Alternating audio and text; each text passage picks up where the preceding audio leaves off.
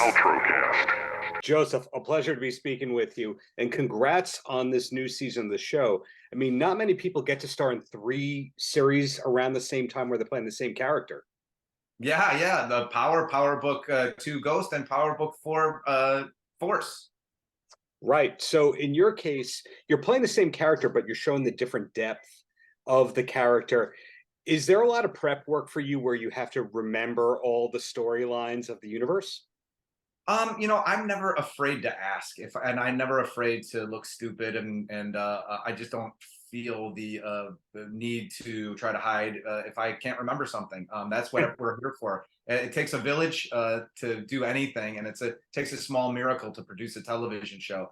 I also had the incredible expertise of Gary Lennon and also Kendra Chapman from season 1, who is also a huge Power fan, but she's an amazing writer. And she's definitely knows every storyline and every arc and every linearly where everything goes. So I never had a problem picking up the phone or shooting her a text and asking where things came in. But it's always been fun, and I kind of usually get it for the most part. When you were casting the role, was it just for a pilot, or did you know that it was going to go the whole season? I knew that it was going to go 8 episodes. Yeah. And did you have any concept of not only that this was going to be a multi-season show, but then lead to spin-offs? Was that ever in your mind that this could be a universe? It's interesting. 50 Cent told me after season 2 of the Power show, he said, "You're going to have your own show." And I was just like, yeah, all right, yeah. He's like, nah, it's too good. It's too good. You got this guy. Like and I'm just grateful. I'm grateful to 50 Cent. He's the best boss I've ever had. He's the only boss who ever gave me a hug when they first met me. I think that 50 he manifests his life. So when he says that the Power show is going to go 7 seasons, 6.5, I'll take it. He makes things happen. And now that Gary Lennon is back on the team, I think that it speaks for itself. I mean, just look at online. The audience is like, Tommy's back. And I'm like, Tommy didn't go anywhere, but Gary's back. Yeah, and this is going to be a compliment, but in terms of greatest of all time character that goes on multiple shows at the same time, there's really only you and Rick Grimes. That's all that's left. I'm trying to think who else. Well, we got some Walking Dead competition now, but There you go. Now, away from that, something that intrigues me about you, Joseph, is when you said on Twitter, "Hey, Spanish song of the day, choose the song here." You chose the song from Sonrisa Salvaje by David Lee Roth. How do you know about that album? Crazy from the Heat, baby. I love Diamond Dave. I have a book coming out on David Lee Roth, which I will have to send you in the near future. Oh man, I will love it. Were you a longtime classic rock fan? Because obviously when you're on a show like Power, everyone goes, "That's a hip hop guy."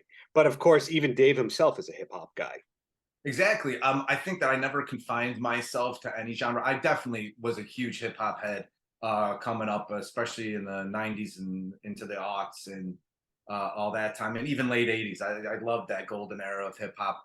But I always loved rock music too. Like my older brother, he definitely loved metal. So there was a lot of metal playing in the house. I mean, we never went as extreme as Cannibal Corpse, but like we definitely had DRI and Anthrax and Megadeth, Metallica, Manowar.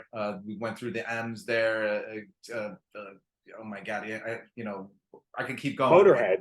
Motorhead, holy cow, of course. Lemmy, Ace of Spades, gotta love it.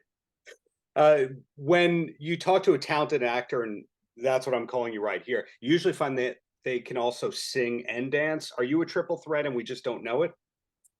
No, not really. I can carry a tune. I'm musical enough. I actually am doing a staged reading of a musical on Monday, so I'm excited about that. So I'll be singing a little bit. And then the only musical I ever did was Zoot Suit. So we had to do a bunch of dancing for that. I did that at the Goodman Theater in Chicago 26 years ago. Anything I put my mind to, I try to accomplish, but I'm under no false pretenses that I'm a triple threat. Well, down to the last 2 questions. You're the first person I get to ask this to in a few months. Are we allowed to know what you're working on next? For a while, yeah. it's like, Embargo.